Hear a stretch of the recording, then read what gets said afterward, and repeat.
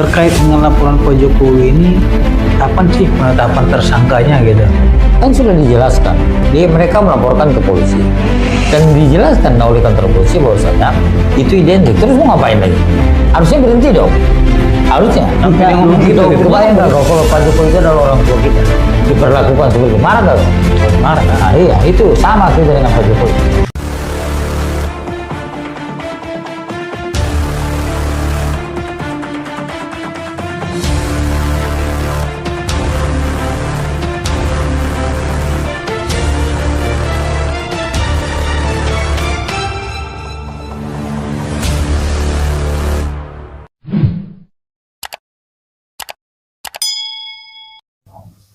Pemirsa dimanapun Anda berada, kali ini kita akan membahas terkait dengan isu yang masih viral di dunia maya, ya, terkait dengan ijazah Pak Jokowi yang dituduh palsu oleh terlapor.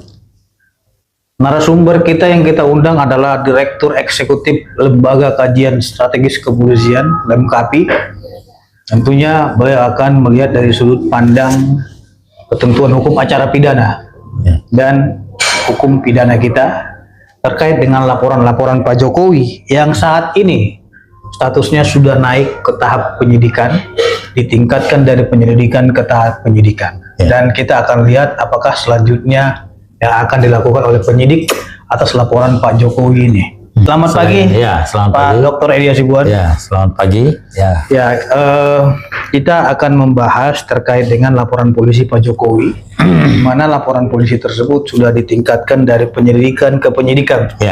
Tapi yang sekarang ini up to date dan fenomenal adalah setelah ini ditingkatkan ke tahap penyidikan, Pak Jokowi mendapatkan somasi dari Rismon CS, somasi Pak Jokowinya.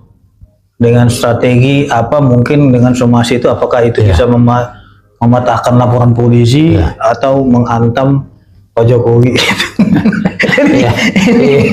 Ini semakin ramai ya.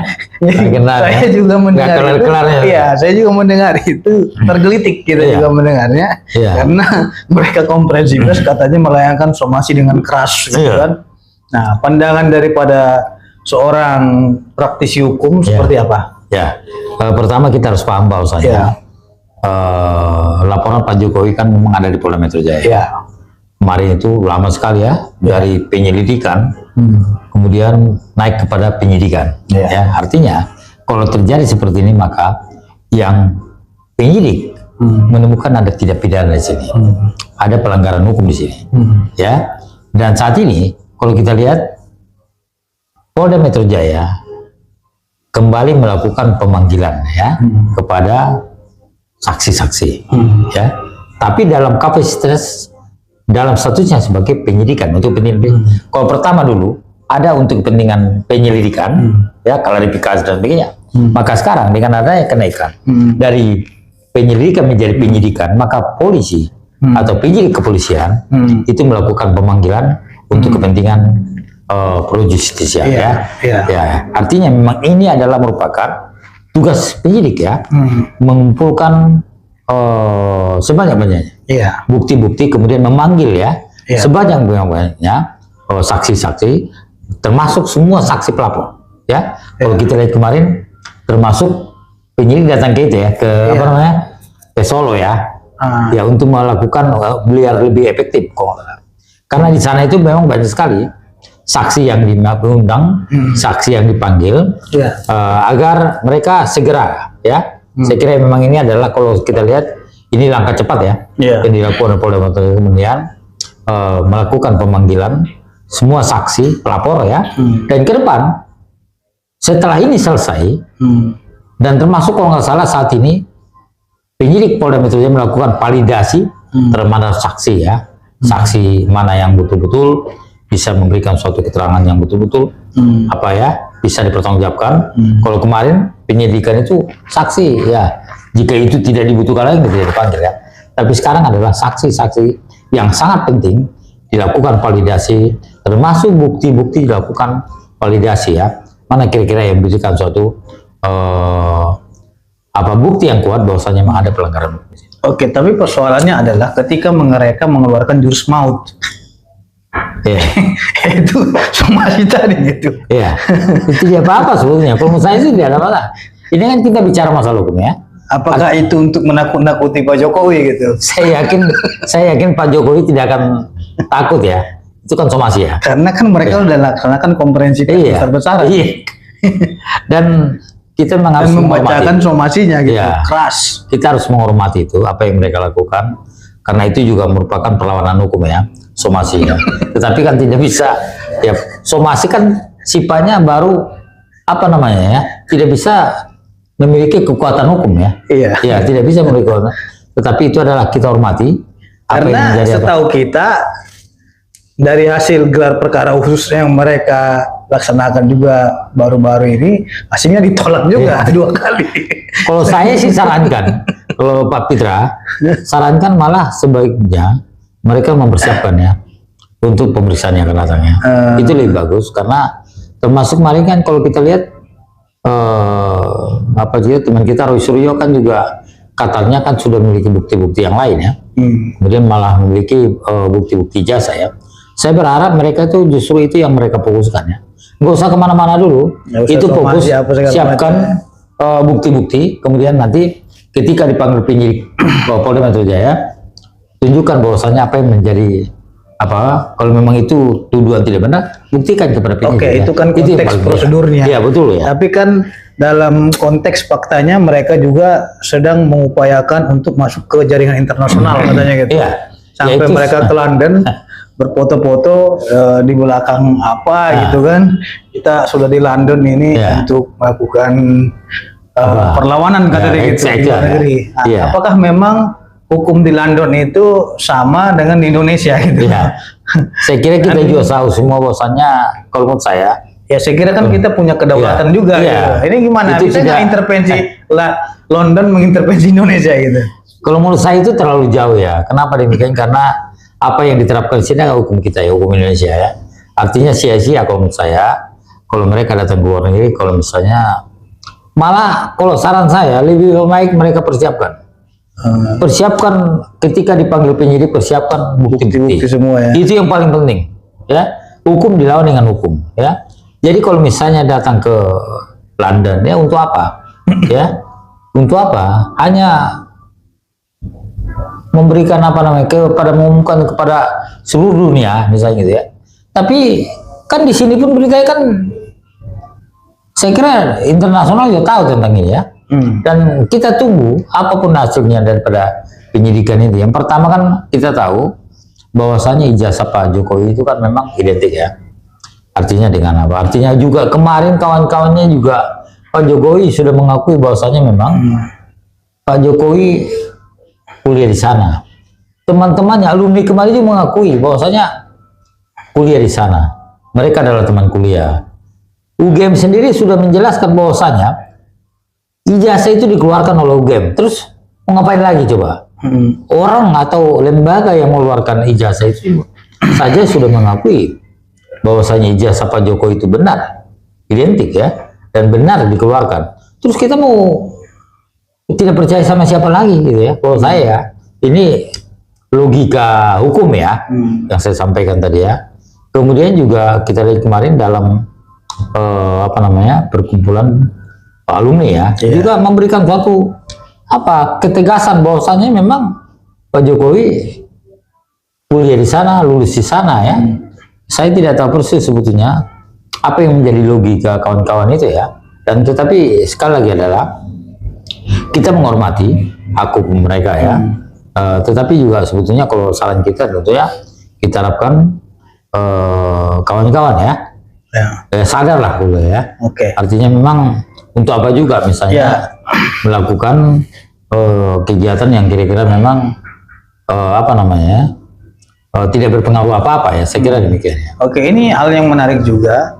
Baru-baru ini katanya informasinya mereka telah menyurati Senator Amerika Serikat dan Presiden Donald Trump. Setahu saya strategi BPB tersangka ya pra peradilan. Betul. Atau laporkan propam, Asum dan ada misalnya. Tapi mereka ini melaporkan kepada Rusia, kepada Amerika Serikat. untuk mempersoalkan laporan ini katanya, laporan Pak Jokowi. Nggak ada urusannya di sana. Ini gimana? Sampai katanya senator Amerika Serikat ingin menjawab surat mereka. Iya, saya kira apapun juga ya, seluruh dunia harus juga menghormati hukum yang ada di Indonesia. Iya. Ya. Makanya tadi kalau ada yang melapor ya silakan saja, itu hak mereka. Tetapi lagi-lagi adalah, saya kira semua negara-negara dunia. Berarti kalau kita mengadu ke luar negeri, Singapura, berarti Indonesia bisa diintervensi negara luar. Ya nggak bisa lah. Berarti kita bukan negara berdaulat. Ya, nggak boleh. Negara lain tidak boleh melakukan intervensi terhadap warga negara Amerika juga kalau melakukan pelanggaran Indonesia. Iya, hukum bukan di luar negeri ya. Bukan di luar, karena dia melakukan pelanggaran di Indonesia gitu. Itu kan secara hukum kan demikian ya. Iya. Jadi kalau ada laporan sampai ke Inggris, ke London, ke Rusia, untuk apa? Menurut saya sih sayang, percuma karena tidak akan berpengaruh apa-apa. Turun tangan mungkin. Iya. Atau Vladimir Putin bersuara. Presiden manapun ya saya kira tidak punya pengaruh apa-apa terhadap hukum kita. Hukum kita adalah hukum yang berdaulat ya. Dan apa yang berlaku di negara kita hanya berlaku di sini ya. Jadi kalau ada misalnya melakukan intervensi atau tekanan, kalau menurut saya tidak efektif ya. Ya, oke. Ini juga hal yang menarik. Salah satu strategi daripada terlapor ketika memainkan baju we walk the talk and the talk selalu dibuka.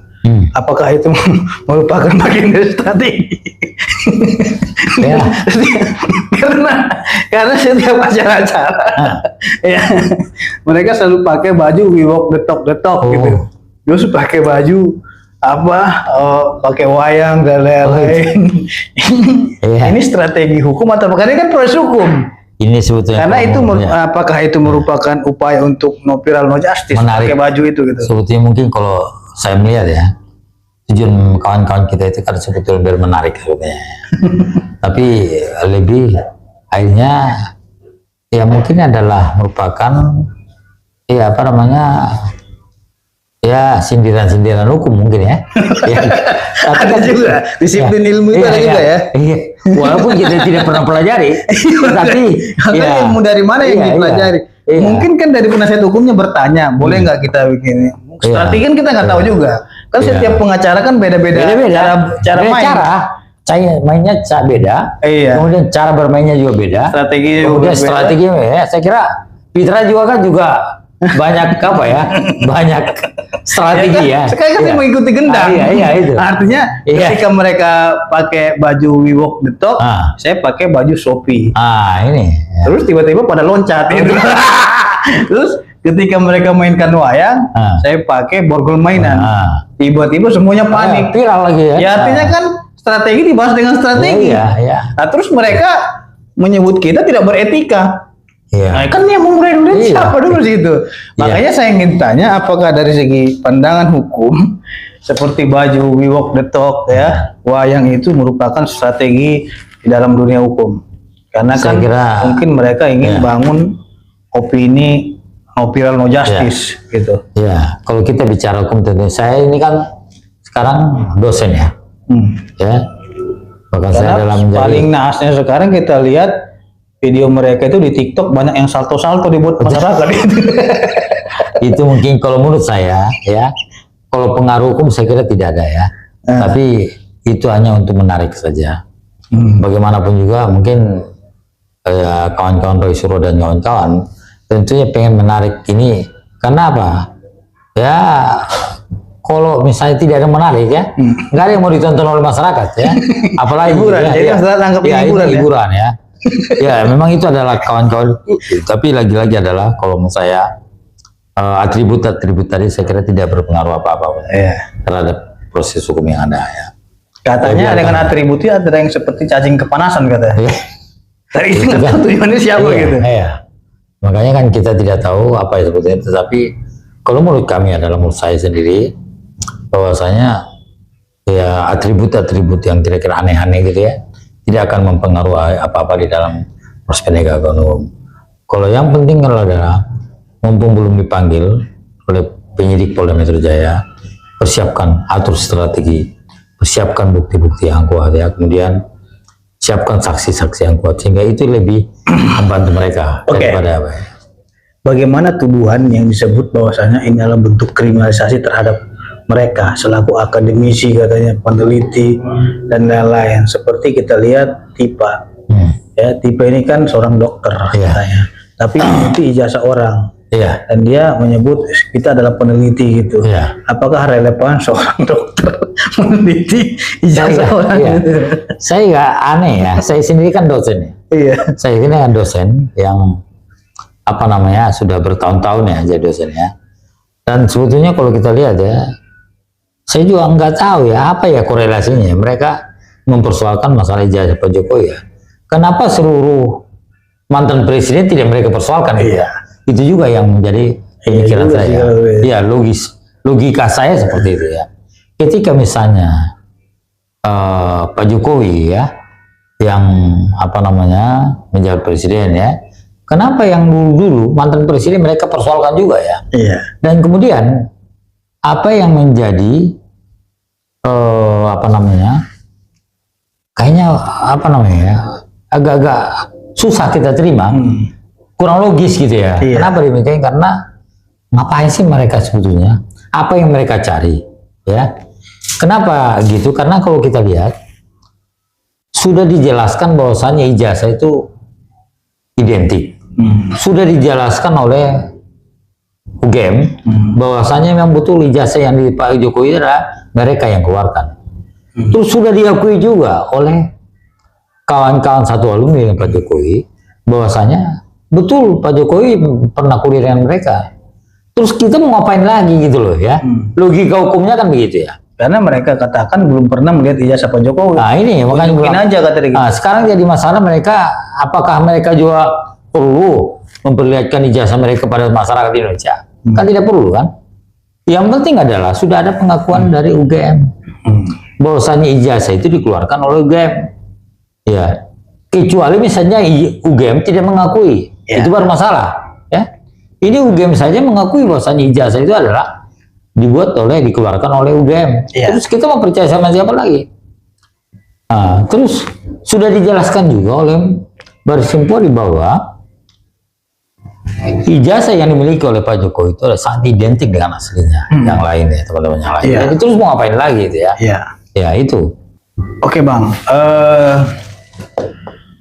Situasi ini kan sudah tidak kondusif lagi karena saya melihat di dalam kasus ini tidak ada lagi kata praduga di situ.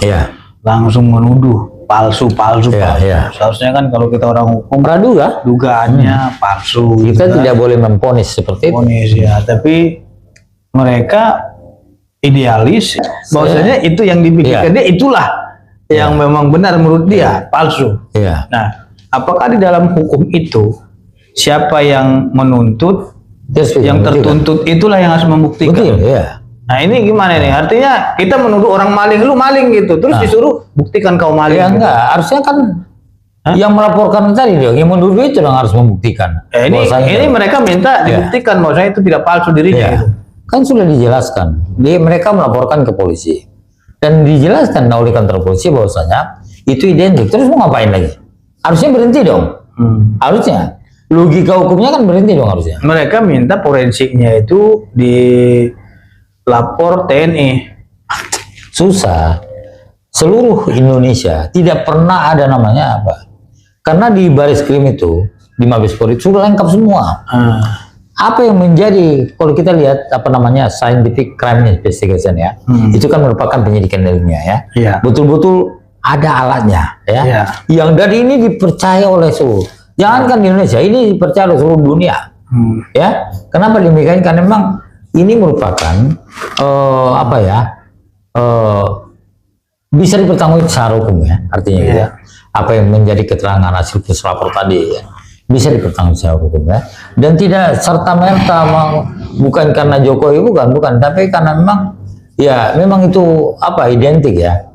Ya kalau kita misalnya polisi Indonesia melakukan penyidikan kemudian kita tidak percaya, masa kita minta bantuan polisi sana kan nggak boleh. Terus kalau kita tidak percaya terhadap polisi Indonesia, terus mau percaya sama siapa? Luar negeri, lapornya di luar negeri. Tidak bisa di sini ya kalau tidak percaya seperti itu. Artinya memang tentu kita ajak semua pihak ya agar betul-betul menghormati proses yang sudah ada. Kemudian ya harus siap kalau memang itu adalah merupakan, termasuk juga saat ini ya, pemanggilan Polda Metro Jaya terhadap para nanti kemungkinan kalau menurut saya akan ada calon-calon tersangka ya. Ya kita harapkan mereka lebih siap ya. Mending persiapkan diri, kemudian persiapkan diri, kemudian bawalah bukti-bukti yang bisa membantu, itu lebih bagus ya. Artinya memang tidak ada ngoceh ya, kami punya bukti ini, punya bukti ini, tetapi tidak punya apa-apa ya. Kan yang jadi masalah kan gitu ya, mereka lapor sama Baris Krim Polri, kemudian tapi tidak punya bukti apa-apa, hanya fotokopian ya, kemudian hanya dokumen-dokumen yang susah dipertanggungjawabkan, kan memang pasti nggak bisa diterima ya, pasti makanya dihentikan ya. Jadi kalau memang ada ya apa yang menjadi bawa bukti-bukti lain sehingga itu bisa membantu mereka. Oke Bang, ini hal yang baru juga update-nya, yaitu mereka ingin menjadikan sebuah jurisprudensi atas abolisi dan amnesti Hasto maupun Tom Lembong di dalam kasus dugaan tindak pidana korupsi. Ya.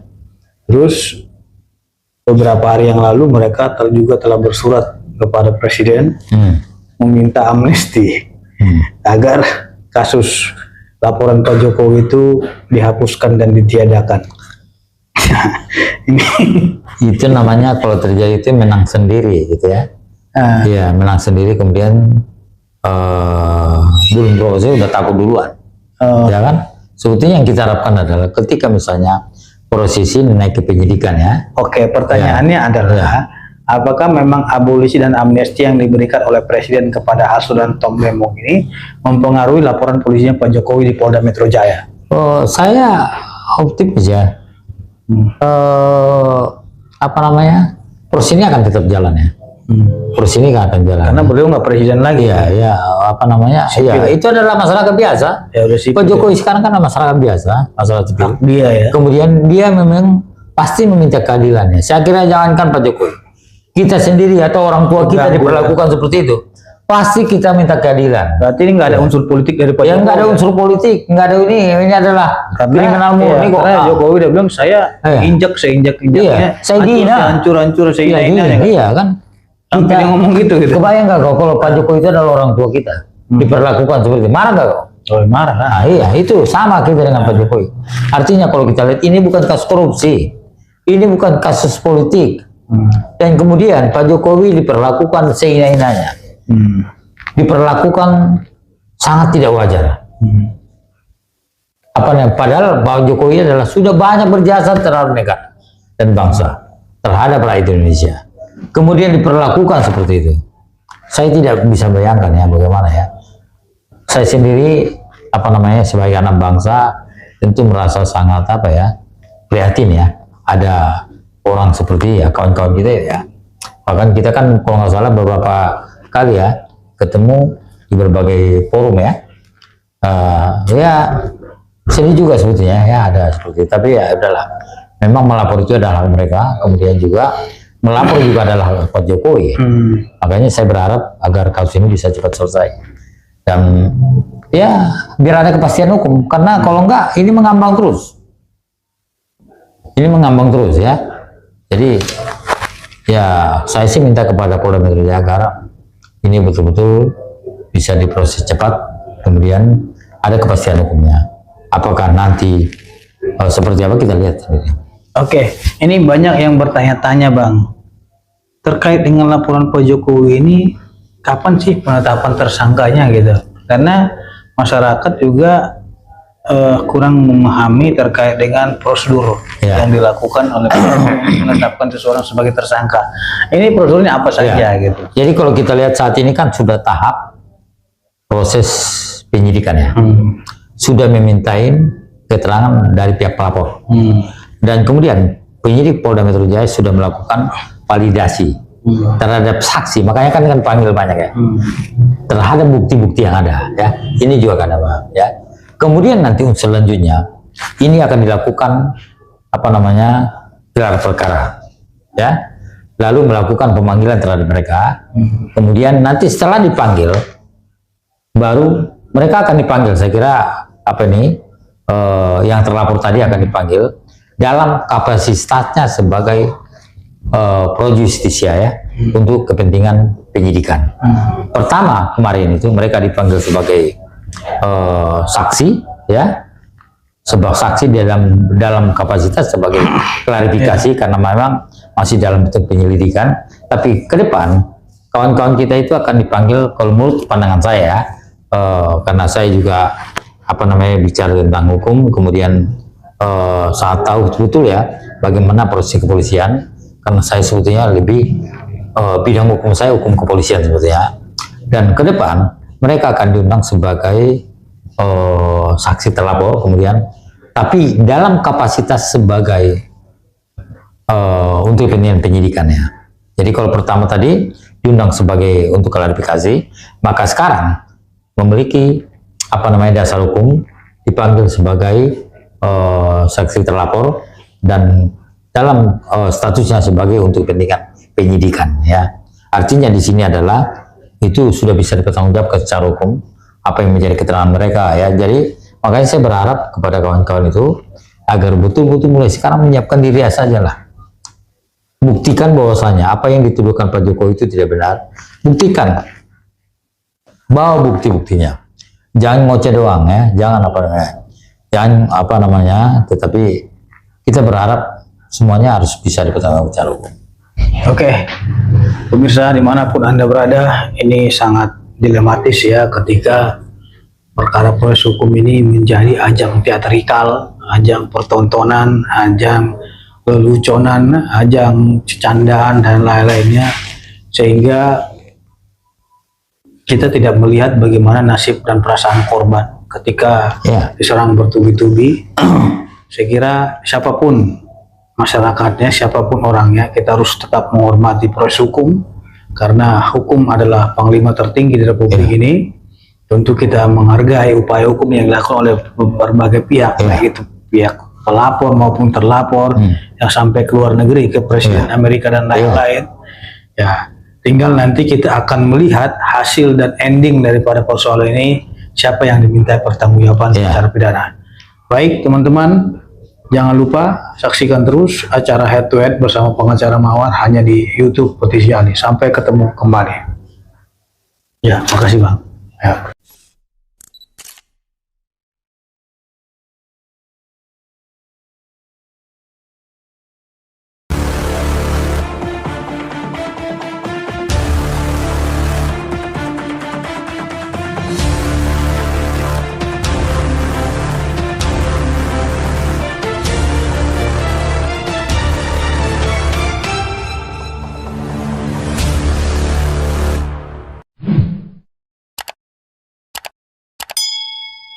Sahabat Petisi Ali dimanapun Anda berada, kali ini kita bertemu kembali dalam episode membahas seputaran dunia hukum di Republik Indonesia. Kita menyoroti terkait dengan adanya telegram dari Kapolri, yaitu pengangkatan struktur dan fungsional baru yang mengisi jabatan-jabatan strategis di kepolisian. Dan tentu kita harus mengetahui siapa-siapa yang mengisi jabatan fungsional tersebut, rekam jejaknya untuk diketahui masyarakat, dan tentunya kepolisian Republik Indonesia akan selalu memberikan yang terbaik untuk masyarakat. Maka dari itu, hari ini kita mengundang narasumber yang memang kredibel di bidangnya, yaitu Dr. Edi Hasibuan, SMH. Beliau adalah Direktur Eksekutif Lembaga Kajian Strategis Kepolisian, LEMKAPI, dan beliau juga penasihat ahli Kapolri di bidang hukum dan kriminologi ya. Tentu pembahasan kita kali ini sangat menarik sekali karena nama-nama petinggi-petinggi Polri ya akan saya bacakan yang telah dikeluarkan oleh Kapolri Listio Sigit, yaitu telegram rahasia. Oh, bukan telegram rahasia juga nih Bang, telegram ya. Udah diketahui masyarakat. Udah diketahui masyarakat gitu loh. Nah, jadi TR ini tanggal 5 Agustus 2025 teman-teman ya. Yang pertama di sini saya bacakan sehubungan dengan referensi di atas, dengan ini diberitahukan kepada tersebut alamat bahwa para pati pamen Polri tersebut dibebaskan dari jabatan lama dan dimutasikan dalam jabatan baru masing-masing sebagai berikut. Nah, yang pertama, Komjen Pol Dr. Dedi Prasetyo SIM Hum, Irwasum Polri dahulunya, angkat dalam jabatan baru sebagai Wakapolri. Terus ada Komjen Pol Wahyu Widada, Bareskrim Polri ya, diangkat dalam jabatan baru sebagai Irwasum Polri. Nah, terus yang ketiga di sini ada Komjen Pol Dr. Sahardiantono, Kabah Intelkam Polri, diangkat dalam jabatan baru sebagai Kabareskrim Polri. Terus di sini ada juga Komjen Pol Ahmad Wiyagus yang menjabat sebagai Astauf Kapolri, diangkat dalam jabatan baru sebagai Kabah Intelkam Polri. Selanjutnya ada Muhammad Fadil Imran yang Kabah Harkam Polri, diangkat dalam jabatan baru sebagai Astamaof Kapolri. Terus selanjutnya ada Irjen Pol Karyoto, jabatan barunya sebagai Kabah Harkam Polri, dan Irjen Pol Asep Edi Suheri diangkat dalam jabatan baru sebagai Kapolda Metro Jaya. Baik, teman-teman, kita akan bahas dari Bapak Komjen Pol Dr. Dedi Prasetyo, rekam jejak beliau seperti apa sehingga Kapolri mengangkat menjadi Wakapolri. Ini akan kita kupas dan kita kaji bersama dengan LEMKAPI, Lembaga Kajian Strategis Kepolisian. Baik, Bang Edi, ini kan sudah ada TR Kapolri tertanggal 5 Agustus 2025 terkait dengan pengangkatan Pak Dedi Prasetyo. Menurut hemat Abang, pengangkatan Pak Dedi Prasetyo ini dan kawan-kawan ini pertimbangan Kapolri seperti apa? Ya, pertama memang saya kira memang inilah yang sejak dulu ya. Seminggu 2 minggu ini ditunggu oleh masyarakat ya. Kenapa demikian? Karena memang kebetulan Pak Doviri sudah memasuki masa pensiun. Ya, tentu harus ada penggantinya ya. Dan setelah mungkin melewati beberapa waktu, akhirnya Kapolri menunjuk Pak Komjen Pol Dedi Prasetyo menjadi Wakapolri ya. Kenapa demikian? Kan itu banyak pertanyaan sebetulnya. Yang pasti Dedi Prasetyo memang memiliki jejak karir yang sangat bagus ya. Kemudian juga kinerjanya juga banyak sekali yang banyak diapresiasi, termasuk juga di internal Polri juga cukup dikenal kepemimpinannya bagus ya. Kemudian juga kita kenal Pak Dedi Prasetyo ini adalah memiliki banyak di bidang ya yang sudah termasuk pernah menjadi Kadipumas Polri, Karopenmas Polri dulu ya, sebelumnya Kapolda Kalimantan Tengah, kemudian pernah juga menjadi ASSDM Polri, kemudian pernah juga menjadi Irwasum ya, kemudian saat ini akhirnya ditunjuk menjadi Wakapolri ya. Kemudian banyak kalau kita lihat ya, kenapa mesti dia, masih banyak yang lain ya, saya kira betul ya. Tetapi kalau idealnya memang kalau lihat daripada sejak dulu ya pengalaman dulu, memang menjadi Wakapolri itu biasanya lebih senior ya dari Kapolrinya. Jadi kalau Kapolri sekarang di 91, maka Wakapolrinya idealnya memang 90. Dan ini perlu dilakukan Polri untuk menjaga keseimbangan ya. Artinya ya, Wakapolri itu kan pembantu Kapolri. Ya. Apa yang menjadi kebijakan Kapolri, maka itulah yang harus dilakukan oleh Wakapolri. Ya. Apa yang menjadi visi misi Kapolri, itulah yang nanti akan juga dilakukan oleh Wakapolri untuk seluruh jajaran Polri. Ya. Artinya adalah kita diharapkan memang apa yang menjadi visi misi Kapolri itu, termasuk saat ini kalau kita lihat presisi ya, bagaimana program ini bisa sampai ke bawah dilaksanakan oleh seluruh jajaran Polri. Dan itulah menjadi tugas daripada Wakapolri itu sebagai pembidang fungsi ya, pembinaan ke dalam internal ya. Bagaimana tadi program presisi Kapolri itu bisa dilaksanakan seluruh jajaran Polri sampai ke bawah. Itu yang menjadi tugas. Oke. Ini kan masyarakat bertanya, Bang Edi, peran dan fungsi Wakapolri itu dalam jabatan fungsional Wakapolri itu apa saja? Iya. Gitu kan? Karena kita lihat selain Kapolri ada Wakapolri dan lain-lain. Apakah memang Wakapolri ini statusnya hanya mewakili Kapolri saya di mana-mana? Oh, tidak juga demikian ya. Tapi memang yang pasti adalah tugas Kapolri itu adalah lebih kepada pembinaan internal, ya.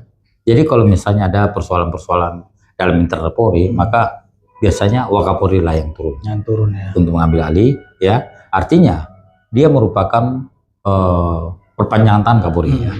Artinya tidak semua tugas itu diambil oleh Kapolri, tetapi memang ada apa yang menjadi tugas Wakapolri. Saya kira itu yang paling utama adalah tugas Wakapolri itu adalah melakukan lebih kepada pembinaan internal Polri.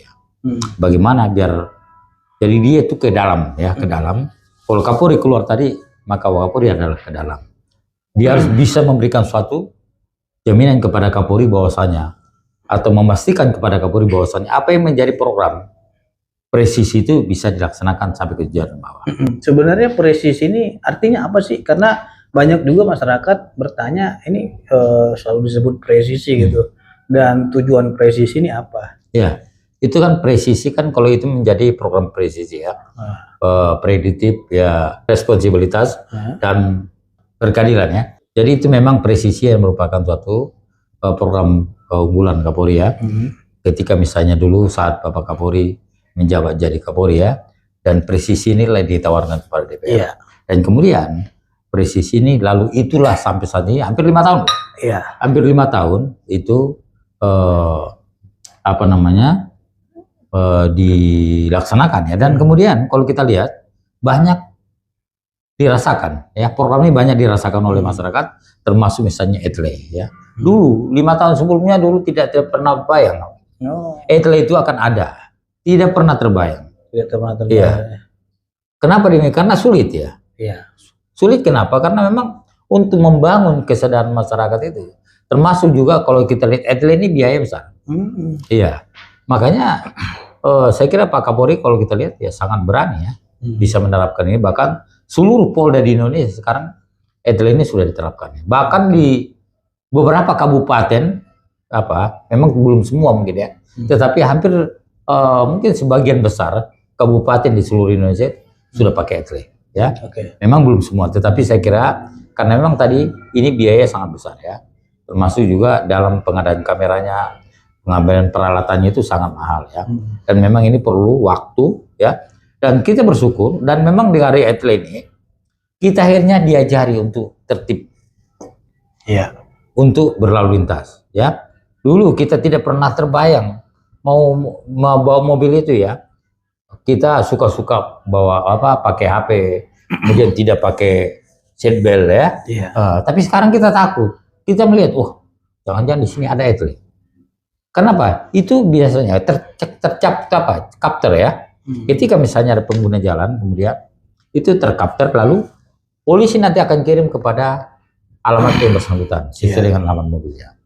Oke, Bang Edi, ini kan ada jabatan yang sangat strategis sekali dalam dunia Serse ya, yaitu Kabareskrim Polri. Sekarang diisi oleh Komjen Pol Dr. Andus Sahardiantono, MSI, yang dulunya sebagai Kabak Intel Kampolri. Ini kan jabatan yang sangat strategis dan luar biasa kan gitu. Apalagi bidang reserse kriminal dan kalau boleh kita jujur adalah Bareskrim ini merupakan suatu orang akan melihat suksesnya tidak Polri itu lihat barometernya itu dari reserse. Kenapa demikian? Karena memang masyarakat melihat apa kerja reserse itu. Makanya seorang Kabareskrim Polri itu betul-betul pemilihannya sangat ketat betul.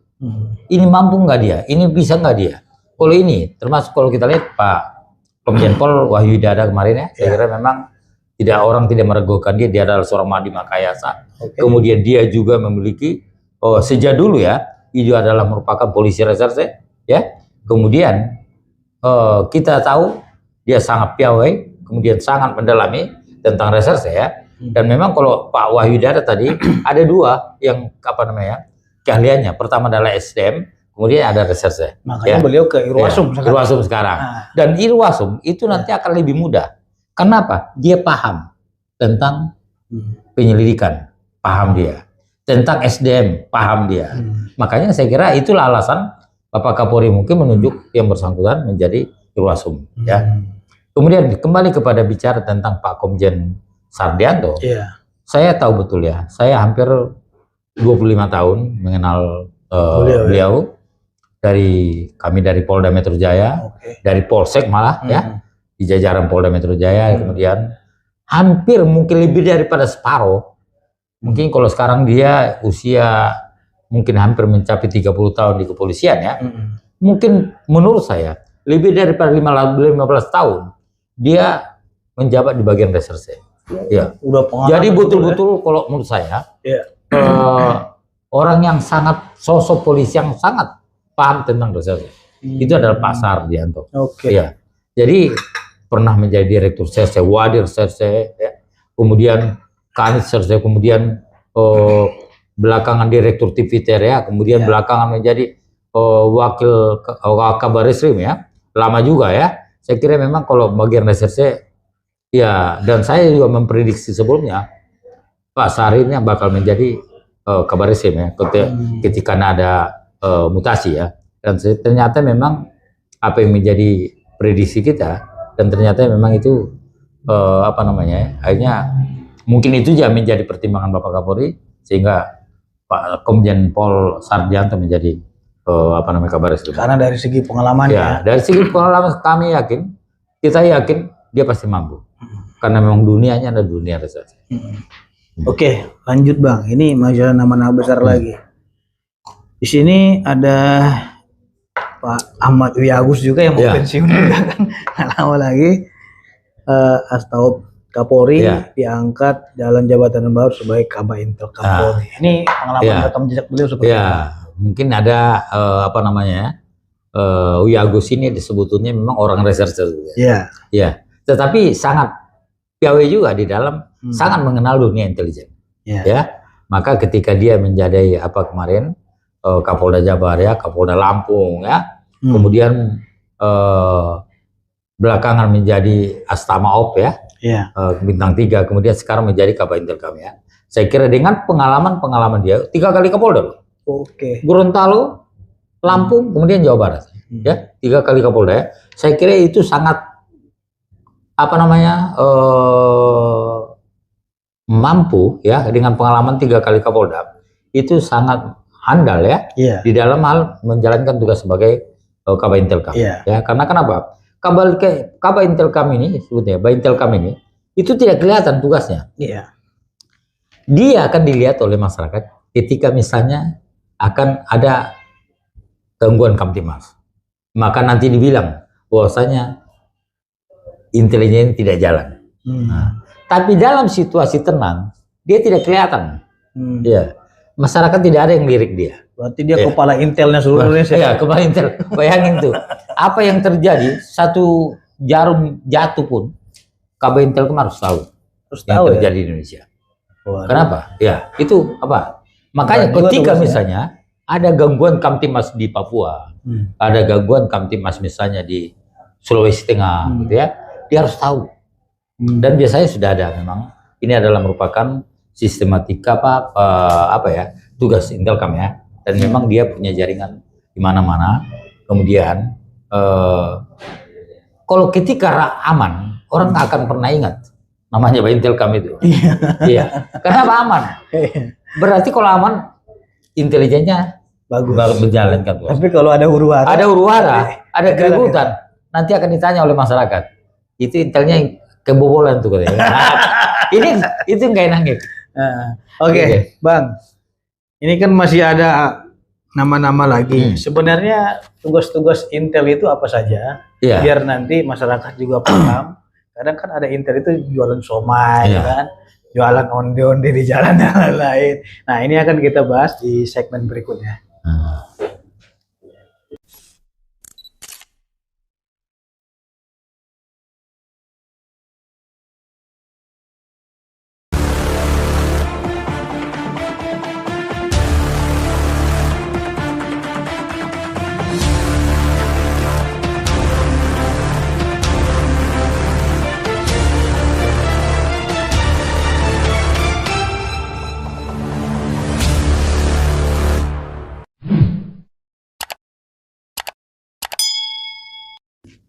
Oke, Bang Edi. Ya. Ini ada hal yang sangat menarik ya, dan sangat dielu-elukan masyarakat atas keberhasilan dari seorang Pati Polri. Ya, karena saya berjalan waktu mudik ya, kita lihat bahwasannya arus lalu lintas sangat luar biasa bagus, dikelola dengan manajemen yang profesional dan handal. Jadi orang mengeluhkan kinerja daripada Brigjen Pol Wibowo, ya, dan beliau ini rekam jejaknya juga sangat bagus sekali. Ya. Tidak ada kesalahan-kesalahan ataupun cacat nama beliau dalam menjalankan tugas selama di Kepolisian Republik Indonesia. Artinya pengabdian beliau itu sangat luar biasa sekali dalam membangun Polri ini. Dan Brigjen Pol Wibowo ini adalah dulunya jabatan terakhir dia adalah Wakapolda Jawa Barat. Mungkin ini bisa dijelaskan Bang, sosok seorang Brigjen Pol Wibowo ini sampai dia menjabat sebagai Dirregiden Korlantas Polri. Ya, jadi kalau kita lihat ya, jabatan Wakapolda Jabar dengan Direktur Regiden Polri itu kalau nggak salah satu eselon ya, satu eselon sama tingginya, namun memang ya Direktur Regiden Polri itu sangat istimewa. Kenapa? Karena memang dia bisa dibayangkan itu mengurus seluruh registrasi dan identifikasi kendaraan ya, seluruh di Indonesia itu ada di situ. Artinya kalau kita lihat ya, itu kalau misalnya ada inovasi baru, terobosan baru ya, saya kira kemarin banyak terobosan yang sudah dibuat oleh Pak Brigjen Wibowo ya, selama sebagai Direktur Regiden Korlantas Polri, dan memang itu menjadi barometer ya, apakah orang yang bersangkutan, jenderal yang bersangkutan berhasil atau tidak dalam menjalankan tugas, itu akan dilihat daripada apa capaian terobosan yang sudah dilakukan. Dan ternyata memang kita lihat semakin bagus pelayanan yang dilakukan oleh Direktorat Registrasi dan Identifikasi Korlantas Polri itu bagus, maka sudah dipastikan bahwasannya banyak terobosan yang dilakukan ya. Saya kira kalau kita lihat saat ini, kalau nggak salah mungkin ada 6 bulan atau berapa bulan ya menjabat di sana ya. Saya kira banyak capaian kalau kita amati selama ini ya. Dan memang kalau saya lihat kenapa sampai misalnya Pak Wibowo menjadi Regiden ya, yang pasti memang saya pernah memberikan penghargaan kepada yang bersangkutan ketika dia menjabat sebagai Direktur Lalu Lintas Polda Jawa Barat ya. Dan memang pada saat itu lancar semua termasuk mudik juga lancar di sana ya, masyarakat banyak senang ya. Kemudian banyak kegiatan-kegiatan mudik pada saat itu itu dilakukan di Jawa Barat itu berlanjut, dan pada saat itu saya datang ke sana memberikan apresiasi, memberikan penghargaan Presisi Award ya. Kemudian kira-kira sebulan 2 bulan kemudian beliau lalu naik menjadi Wakapolda ya di Jawa Barat ya, dan ya sampai berapa bulan ya, mungkin 6 bulan atau berapa ya, saya tidak tahu persis, tapi yang pasti memang beliau adalah memang jenderal yang sangat istimewa menurut saya. Kenapa? Karena memang selain daripada memiliki banyak terobosan, inovasi pelayanan juga banyak, dan kemudian itulah yang membuat beliau menjadi saat ini Direktur Regiden Registrasi dan Identifikasi Korlantas Polri. Ya, memang kita mengenal Brigjen Pol Wibowo ini juga memang orangnya santun ya. Orangnya kalem. Makanya juga, tadi saya sampaikan sangat istimewa. Rekonnya itu apalagi terkait dengan agamanya juga kuat kan gitu. Murah senyum lagi. Iya, murah senyum. Ya, maka dari itu masyarakat ya kan bertanya-tanya, ini sosok Wibowo ini apakah masih di lantas atau sudah menjadi Kapolda atau seperti apa yang Bang ketahui saat ini? Biasanya sih kalau kita lihat ya, dalam mutasi-mutasi Polri, berapa bulan mutasi itu, berapa biasanya tahun itu kan salah satu yang menjadi sumber itu, kalau misalnya Direktur Regiden Polri itu bisa menjadi Kapolda di wilayah, bisa menjadi Kapolda, bisa langsung menjadi Kapolda, atau bisa juga menjadi Kakor Lantas bisa ya. Tapi memang itu semua tergantung kepada Kapolri ya, termasuk kepada Wanjak Polri ya. Biasanya kan untuk menunjuk seseorang menjadi Kapolda itu biasanya lihat itu tergantung masukan dari Dewan Jabatan Polri ya, Dewan Jabatan Polri ya. Kemudian nanti diusulkan kepada Kapolri, lalu Kapolri akan memutuskan ya apakah yang bersangkutan layak atau tidak ya. Dan secara pribadi memang kalau kita lihat Pak Boy adalah sosok polisi yang sangat bagus ya, dan saya kira mungkin beberapa tahun-tahun ke depan mungkin itu akan mengisi menjadi jabatan Kapolda. Dan memang dia kan masa tugasnya kan masih panjang ya. Jadi saya kira sosoknya Polri ya banyak diharapkan oleh masyarakat seperti beliau. Oke Bang Edi, ini ada satu juga Pati Polri yang sangat bagus karirnya ya. Dia menjaga Polri yang presisi. Kita sebut saya namanya Brigjen Pol Kalingga Rendra Raharja, Akpol 92. Ya. Dari rekam jejak beliau ini, beliau itu terakhir jabatannya Irwasda Polda Jawa Barat. Dan sekarang Itwasum Polri. Auditor kalau nggak salah nih. Ya, oke. Ya. Kita ingin tanya, tugas Itwasum itu di bawah naungan siapa? Ya. Dan apa yang dilakukan oleh Itwasum dalam menjalankan tugas-tugasnya? Yang Karena pasti kalau dia dari kinerja beliau ini banyak masyarakat yang menyampaikan kepada petisi ahli luar biasa bagus kinerja beliau ini gitu. Ya, jadi yang pasti adalah kalau memang ini adalah yang sebutkan siapa tadi Kalingga Rendra Raharja itu adalah menjadi auditor kalau nggak salah di Irwasum Polri ya. Jadi kalau memang Irwasum Polri itu Brigjen itu pertama ada menjadi Irwil ya. Iya.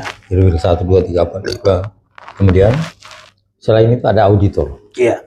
Auditor adalah merupakan satu tim, kemudian akan membantu Irwil dalam menjalankan tugasnya. Paling tidak ini untuk memperkuat ya inspektorat ya. Dan ini semua di bawah Irwasum Polri. Kalau saat ini di bawah Pak Komjen Pol Dedi Prasetyo. Dan kemudian mereka itu biasanya akan melakukan audit. Iya. Akan melakukan wasrik, ada namanya kalau di Polri itu namanya wasrik, pengawasan dan pemeriksaan. Biasanya datang ke turun selain Mabes Polri, mereka juga turun ke banyak Polda dan juga Polres ya. Ya bisa bayangkan seluruh Indonesia ini ya, ada puluhan Polda di seluruh Indonesia ini ya. Kemudian setelah di Polda ada banyak Polres lagi kan, puluhan Polres ya. Bahkan kalau Polda Jawa Timur lebih daripada 35 Polres ya, bayangin tuh. Jadi memang porsinya banyak ya.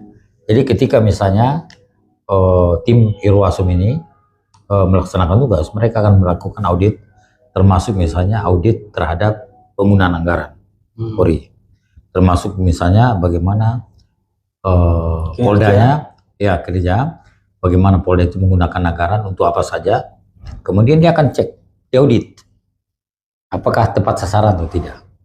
Kemudian bukan hanya operasional ya, tapi juga termasuk reserse juga akan mereka lihat ya, karena semua kan sudah ada di dalam catatan anggaran mereka ya, karena sudah ditata. Artinya memang anggaran reserse sekian, anggaran pembelian barang sekian, anggaran gaji sekian, sudah ada semua. Artinya ini semua tidak bisa berubah, karena tanpa sepengetahuan atau tanpa ada perintah dari Mabes Polri ya. Dan semua ini di dalam penggunaan anggaran, termasuk misalnya penerimaan personil Polri, ya, itu juga akan dilihat. Tidak bisa misalnya suka, ini saya pengen tahun ini saya pengen cari pegawai misalnya puluhan ribu misalnya gitu ya. Ada keinginan Kapolda nggak boleh, karena semua sudah ditentukan oleh Mabes Polri. Polda A, kau hanya boleh menerima Bintara tahun ini cuman 300 orang. Kemudian menerima Akpol, kuotanya hanya 15 orang. Sudah ditentukan semua. Tidak bisa ada Kapolda itu menggunakan anggaran suka-suka, tidak boleh. Kemudian Polda A tadi sudah direncanakan akan membangun 1 atau 2 kantor polsek atau 1 Polres gitu ya. Itu semua ditentukan oleh apa. Jadi tidak boleh menyimpang dari situ karena sudah ada petunjuk dari Mabes Polri ya. Jadi ketika misalnya ada tadi auditor datang, tim Irwasum datang, maka tim Irwil ini kan banyak. Ada tentang masalah penyidikan terhadap anggaran, ya. Ada penyidikan terhadap kasus, ya. Ada penyidikan terhadap yang lain, ya. Mereka itu adalah memang memiliki tim yang berbeda-beda. Ketika misalnya ada kasus, misalnya ada di Lampung, misalnya gitu ya, ada namanya keributan. Kemudian atau ada namanya penggunaan anggaran yang tidak sesuai. Maka tim Irwil nanti dari Irwasum akan turun melihat seberapa besar pelanggaran yang dilakukan. Ya akan melihat, dia melakukan audit, ya. Makanya tadi si Kalingga itu selain menjadi auditor ya. Auditor dari Irwasum Polri melihat mengaudit kinerja juga ya. Iya, melakukan apakah misalnya Kapolres ini sudah menjalankan perintah pimpinan atau tidak, ya. Itu mereka. Ya, apa namanya di dalam seperti ini ada juga di apa itu nanti kalau di Propam itu ada namanya audit investigasi. Oh iya. Dia akan melakukan audit terhadap apa yang sudah dilakukan. Ada nggak yang menyimpang? Ketika misalnya ada anggaran, termasuk tadi, penyidik juga. Iya, penyidik juga. Jika ketika misalnya ditemukan ada penyimpangan, itu akan menjadi hasil pemeriksaan daripada Irwasum. Juga misalnya ya, misalnya ada uang anggaran penyidikan, kemudian ditilep atau dikorupsi, itu pasti ada anggaran di Polda itu misalnya, ada anggaran keamanan, pengamanan gitu ya, ada pilkada gitu ya, kemudian uangnya diambil, itu akan berhadapan dengan Irwil daripada Irwasum, karena semua itu harus sesuai dengan anggaran yang sudah ada. Misalnya gini, ada itu beberapa tempat itu ramai kemarin ya, ada penggunaan misalnya jatah anggota. Misalnya kalau pilkada itu kan ada tuh, pilkada itu ada anggota, satu anggota adalah setiap hari mendapatkan jatah makan ya, mungkin ya, kemudian misalnya 100.000 ya, kemudian tidak disasi kepada anggota yang bersangkutan, masalah itu bisa dipidana nanti Kapolda itu. Ditilep, digelapkan uangnya ya. Jadi kalau seperti itu nanti Irwil turun. Benar nggak bahwasanya uang ini sudah digunakan? Benar nggak sudah diterima anggota? Dan akan ada namanya cek and recheck. Anggota nanti di lapangan akan ditanya, benar nggak kau mendapatkan uang tadi 100.000 tadi dari anggaran Polri? Karena itu semua harus bisa dipertanggungjawabkan, akuntabilitasnya. Nah, itulah apa ya. Oke, Bang. Ini kan kita lihat masyarakat ini selalu mengidamkan Polri yang perfeksionis, sempurna, kalau bisa seperti malaikat itu. Ya, betul. Jangan ada sedikit salah pun. Betul. Kalau sedikit salah habis diajar habis-habisan dan itu berepisode-episode itu kasusnya. Ya. Tapi ketika ada kebaikan-kebaikan yang dilakukan tidak ada lihat itu. Tapi ketika ada sedetik pun ataupun masalah di kita katakan di daerah di ranah polsek, itu sampai nasional itu pemberitaannya gitu. Nah, ini kenapa bisa menjadi isu spiral itu ketika ada salah satu oknum polisi yang menyimpang? Saya ini hampir 30 tahun ya, tugas di kantor polisi ya. Saya pernah merasakan bagaimana tugas melihat ya, walaupun saya bukan polisi tapi saya merasakan karena saya adalah mungkin bagian daripada Polri ya, karena saya lama menjadi wartawan kepolisian ya, dan saya merasakan juga bagaimana harus datang ke TKP bersama polisi juga, bagaimana datang mengamankan kebakaran itu bersama polisi juga ya, bagaimana misalnya ada perampokan, polisi datang, saya datang di situ, jadi sangat apa namanya, kerja polisi saya sangat tahu betul ya, dan memang saya selalu sampaikan bahwasanya karena saya adalah wartawan, tentunya saya tahu betul berita polisi adalah berita yang sangat seksi. Kenapa demikian? Kalau dibanding dengan satuan lain ya, berita polisi itu paling seksi. Kalau kita lihat, kita periksa saat ini di media sosial dan juga di Google ya, itu akan rata-rata tiap hari ada terus menerus. Itu bisa kalau ada 10 berita tentang apa, mungkin 5 diantaranya ada berita polisi. Bayang itu. Kalau kita lihat yang Google yang viral ya, banyak dibaca, pembacanya banyak. Kemudian begitu seksi, ada polisi yang berhasil, ada polisi yang menyalahgunakan, ada polisi yang menyimpang, ya, ada kemudian prestasi polisi menangkap narkoba, menangkap judi online, kemudian mengamankan masyarakat, ya. Itu banyak sekali. Dan selalu kalau kita lihat bahwasanya tugas polisi ini selalu menarik. Kenapa menarik? Karena memang saya tidak tahu, tapi yang pasti adalah karena polisi dekat dengan masyarakat, langsung melayani masyarakat, maka dia begitu menarik. Kita sadar kadang-kadang banyak polisi tugasnya dicerca, dicaci maki, ya, kemudian dikritiki, ya, kemudian dibully, ya. Tapi harus diingat, polisi tidak ada saja dikangeni, dirindukan, ya. Itu yang menjadi apa namanya, ya. Kita bayangkan kalau misalnya saat ini polisi tidak ada, waduh, hancur apa? Jalanan, nggak ada polisi di situ, itu bisa amburadul. Ya. Satu hari aja. Nggak usah sore. 1 jam saja, polisi tidak ada di situ, itu amburadul semua jalanan. Jadi memang saya merasakan, melihat, ya, polisi kadang-kadang dicaci maki, kadang-kadang dibully, disakiti, ya. Tetapi dalam banyak kesempatan polisi sangat dirindukan oleh masyarakat, ya. Kadang-kadang ini bertolak belakang, ya. Tapi memang itulah polisi kita. Dan apa namanya, saya selalu berkali-kali ngomong ketika berhadapan dengan Polri, ya, misalnya saya sampaikan apa yang sudah dilakukan baik saja dilakukan oleh Polri belum tentu diterima dengan baik, apalagi menyimpang, ya, pasti akan dicerca oleh masyarakat, pasti akan diributkan oleh masyarakat, ya.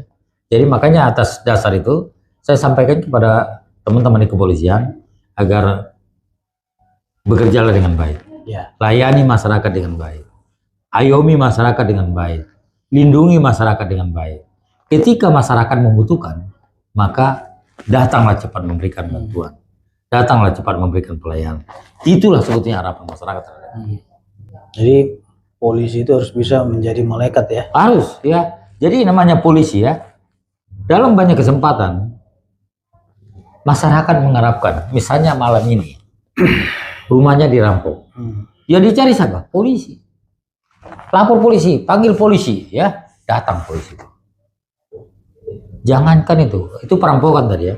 Ada juga di beberapa tempat itu anjingnya hilang, polisi juga dicari. Kucingnya hilang, polisi juga dicari. Kenapa? Ada diambil orang, misalnya hewannya diambil orang, lapor polisi. Itulah Babinkan Tipmas. Nah, itulah Babinkan. Makanya gue bilang, saya mengharapkan kepada para Babinkan Tipmas itu, ya, kawan-kawan di sana itu harus peka. Ketika misalnya melihat ada persoalan masyarakat, ada masyarakat butuh bantuan, maka yang kita harapkan adalah Babinkan Tipmas harus di depan dulu. Garda terdepan. Garda terdepan, ya.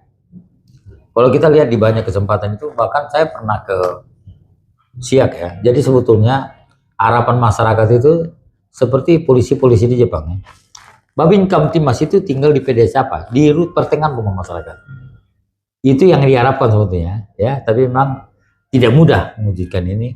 Jadi ketika misalnya masyarakat butuh, dia datang ketok pintu kepolisian. Pak polisi, di rumah saya ada kemalingan, tolong datang, gitu, ya. Itulah sebetulnya cepat melayani. Ya. Dan masyarakat melihat ketika polisi datang, masyarakat merasa nyaman. Pak polisi ini sudah datang. Walaupun kadang-kadang itu bukan bagiannya, tetapi melihat atribut polisi saja, masyarakat senang. Dia merasa nyaman, ya. Polisi sudah datang memberikan bantuan. Padahal belum apa-apain, baru hadir doang, ya. Itu yang terjadi, ya. Kemudian kalau kita lihat di dalam banyak kesempatan juga misalnya itu polisi itu sangat dirindukan oleh masyarakat, ya. Kadang dicerca, tetapi sangat dirindukan. Artinya polisi tidak dikritik, ya. Dan saya lihat memang kalau dalam menyikapi itu, saya lihat Kapolri juga kemarin kan memang sangat itu akan menjadi masukan, ya. Yeah. Itu akan menjadi obat buat Polri bagaimana bisa bekerja semakin baik, ya. Dan itu jangan dilihat sebagai anti kritik, ya, tidak demikian. Tetapi hal-hal seperti itu, apa yang menjadi keluhan masyarakat tadi itu harus disikapi. Kita terima itu, jadikan sebagai bahan introspeksi. biar Polri baik, biar Polri semakin bagus, maka jadikan apa yang menjadi kritikan masyarakat itu untuk perbaikan Polri, Pak. Oke, teman-teman, tidak terasa pertemuan kita sudah cukup lama dalam diskusi bincang-bincang tentang kepolisian bersama dengan Direktur Eksekutif Lembaga Kajian Strategis Kepolisian Republik Indonesia. Jangan lupa saksikan terus Head to Head bersama dengan pengacara Mawar. Terima kasih, Pak. Ya.